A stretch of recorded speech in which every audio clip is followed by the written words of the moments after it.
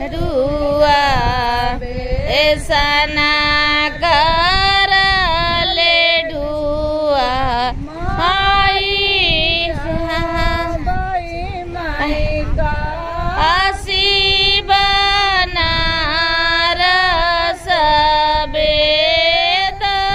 पढ़न का दे जब मैं काशी बनारस वेद पढ़न का जब मैं काशी बनारस वेद पढ़न का जब मैं काशी बनारस वेद पढ़न का